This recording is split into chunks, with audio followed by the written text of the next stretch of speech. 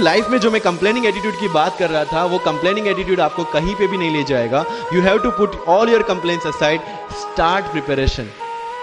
क्योंकि आज तक दुनिया ये मानती थी कि एक भी शब्द बिना बोले हम अपनी बात एक्सप्रेस नहीं कर सकते। तब हमारे साथ थे चार्ली चैपलिन, जिन्होंने एक भी शब्द बिना बोले सारी दुनिया को एंटरटेन किया। आज भी दुनिया जब ये मानती है कि सिर्फ औरतें अच्छा खाना बना सकती है, हमारे सामने संजीव कपूर, जिन्होंने पूरी दुनिया को भारत का स्वाद चखाया। आज भी अगर दुनिया ये मानती है कि अकेले इंसान से कुछ नहीं हो सकता, हमारे सामने महात्मा गांधी, जो अकेले चले थे और पूरा देश उनके पीछे चला था। आज भी दुनिया अगर ये मानती है कि धनवान बनने के लिए धनवान घर में पैदा होना जरूरी है, हमारे सामने धीरूभाई अंबानी, जिन्होंने पूरी दुनिया को एक सपना दिखाया, कर लो दुनिया मुट्ठी में। और आज रिलायंस इंडस्ट्री वर्ल्ड की और इंडिया की सबसे बड़ी इंडस्ट्री है। आज भी दुनिया अगर ये मानती है कि हम कम एज, ज्यादा एज में कुछ नहीं कर सकते, हमारे सामने अमिताभ बच्चन, जो आज भी एक साल में 3 ब्लॉकबस्टर मूवीज देते हैं। अगर आप ये मानते कि सिविल 90% लोग अपनी जिंदगी में नाकामयाबी का ठिकरा किसी और के सर पे फोड़, हम पैसा नहीं कमा पाए, हम आगे नहीं बढ़ पाए, क्योंकि ये कारण है। मैं फिर आपसे कह रहा हूं, आप फायदे में रहेंगे अगर आप ये इनटेक ले जाएंगे। Take 100% responsibility of your. इस समय ने अच्छों को बर्बाद कर दिया है। समय है बदल जाओ, खुद से बदल गए, अच्छा लगेगा। समय ने बदला, बहुत तकलीफ होगी। 90% लोग अपनी जिंदगी में नाकामयाबी का ठिकरा किसी और के सर पे फोड़, हम पैसा नहीं कमा पाए, हम आगे नहीं बढ़ पाए। एक शायरी उन लोग ले जो आपको नीचे गिराने की कोशिश करते हैं कि लोगों ने जितना नीचा गिराने की कोशिश की, उतनी ऊंची बुलंदियां चूम रहा हूं।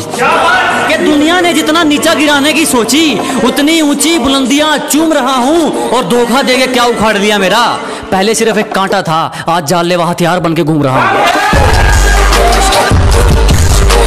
जो गुजर चुका है उसे पीछे मुड़कर कभी मत देखो, वरना जो आगे मिलने वाला है वो भी खो देंगे। तेरी हर हार तेरे सफलता की सीढ़ी है। एक बात हमेशा याद रखना कि अगर खुद से नहीं हारे तो जीत निश्चित है। जिंदगी में खत्म होने जैसा कुछ नहीं होता, हमेशा एक नई शुरुआत आपका इंतजार कर रही होती है। आपकी सफल होने की इच्छा आपके असफल होने के भय से कहीं ज्यादा होनी चाहिए।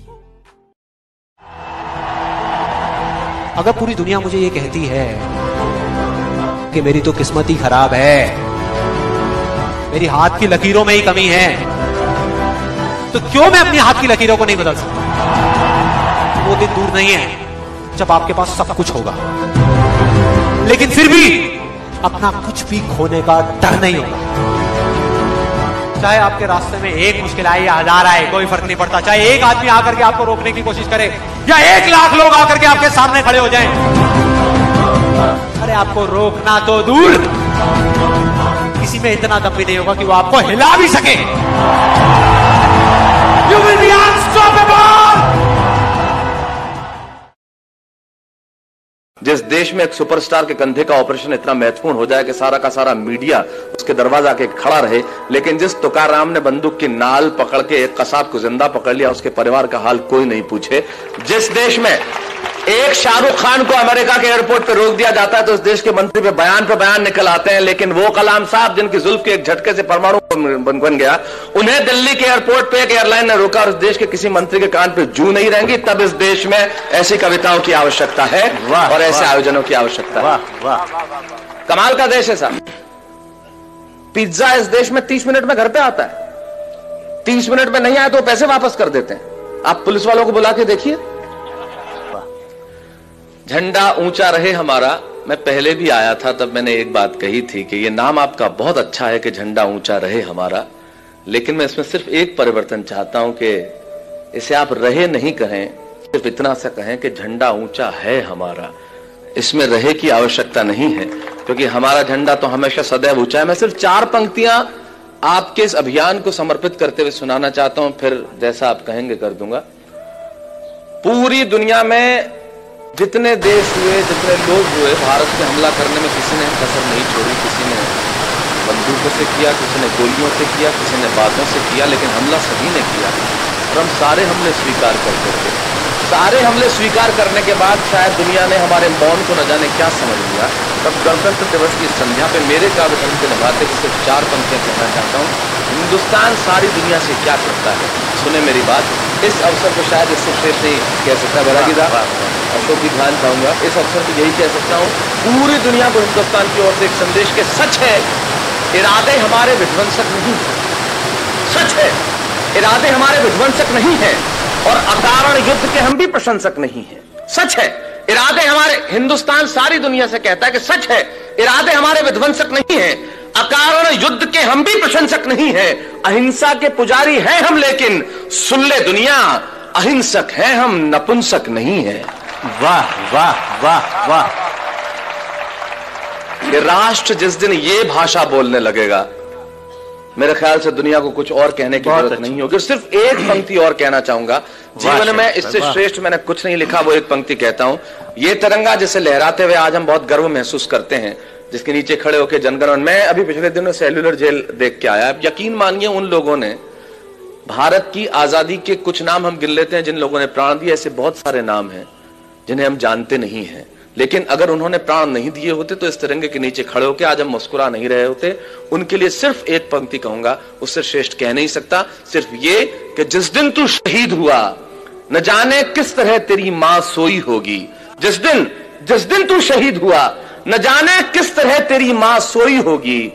मैं तो बस इतना जानूं वो गोली भी तेरे सीने में उतरने से पहले रोई होगी। वाह वाह वाह वाह वाह वाह वाह, बढ़िया भाई। मित्रों, यह औपचारिकता नहीं थी, इस राष्ट्र के लिए ऐसा सोचना बड़ा आवश्यक है और सचमुच इस तरह के आयोजन की आवश्यकता है। संजय जी, मैं बधाई देना चाहता हूं, चारों तरफ तिरंगे लहरा रहे हैं, आप 5000 मोमबत्तियां लगाएंगे, झंडा ऊंचा रहे हमारा। मुझे आज कोई पूछ रहा था आप इस कार्यक्रम में जा रहे हैं, इस देश में आजादी के बाद इस तरह के कार्यक्रमों की आवश्यकता क्यों है? तब मुझे लगता है इन कविताओं की और ऐसे कार्यक्रमों की आवश्यकता सबसे ज्यादा है, क्योंकि जिस देश में रविन्द्रनाथ टैगोर के जय है जय है जय है से ज्यादा AR रहमान का जय हो बजने लगे, जिस देश में एक सुपरस्टार के कंधे का ऑपरेशन इतना महत्वपूर्ण हो जाए कि सारा का सारा मीडिया उसके दरवाजा के खड़ा रहे, लेकिन जिस तुकाराम ने बंदूक की नाल पकड़ के एक कसाब को जिंदा पकड़ लिया, उसके परिवार का हाल कोई नहीं पूछे, जिस देश में एक शाहरुख खान को अमेरिका के एयरपोर्ट पे रोक दिया जाता है तो इस देश के मंत्री पे बयान निकल आते हैं, लेकिन वो कलाम साहब जिनकी जुल्फ के एक झटके से परमाणु बन गया, उन्हें दिल्ली के एयरपोर्ट पे एक एयरलाइन ने रोका और इस देश के किसी मंत्री के कान पे जू नहीं रहेंगी। तब इस देश में ऐसी कविताओं की आवश्यकता है और ऐसे आयोजनों की आवश्यकता है। कमाल का देश है साहब। पिज्जा इस देश में 30 मिनट में घर पे आता है, 30 मिनट में नहीं आया तो पैसे वापस कर देते हैं। आप पुलिस वालों को बुला के देखिए।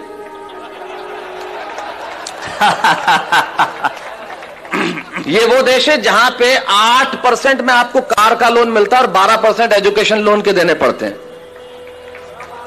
वाह वाह वाह वाह, बढ़िया बढ़िया। तब उस देश में इस तरह के आयोजन की आवश्यकता है जो आपने जुटाया है, तब इन कविताओं की जरूरत है। लेकिन बात तो वही है मित्रों, जैसा हम सब चाहते हैं, हर आदमी चाहता है कि मुझे, मेरे एक मित्र हैं संजय, उनकी बहुत बढ़िया पंक्तियां याद आती है इस अवसर पे। उन्होंने बहुत अच्छा कहा है कि कभी सलमान के बालों तो कभी कैटरीना के गालों पे मर गए। आज इस अवसर पे इससे बढ़िया पंक्तियां मुझे याद नहीं आती। क्या बढ़िया बात कहते हैं वो कवि कि कभी सलमान के बालों कभी कैटरीना के गालों पे मर गए, कभी चुंबन कभी चेहरे कभी चालों पे मर गए। ऊपर बैठ के भगत सिंह भी कहते होंगे, यार सुखदेव राजगुरु हम भी किन सालों के लिए मर गए। वाह वाह वाह वाह वाह वाह, क्या बात है क्या बात है क्या बात है, क्या वाह, बहुत अच्छा बहुत अच्छा बहुत अच्छा। शैलेश भाई एक बार फिर, तब इससे आगे की पंक्ति मैंने एक बात कही कि हमने याद रखा, हमने हमारे महापुरुषों को याद रखा, लेकिन हमारे महापुरुषों को कैसे याद रखा? एक पंक्ति में कहना चाहता हूं कि सपनों के झूले में हम सभी झूल जाते। ये तो अच्छा है कि नोट पे छप गए, वरना महात्मा गांधी को भी भूल जाते। वाह वाह वाह वाह वाह, बढ़िया, बहुत अच्छा बहुत अच्छा, वाह वाह। ये स्थिति हमारी हो गई।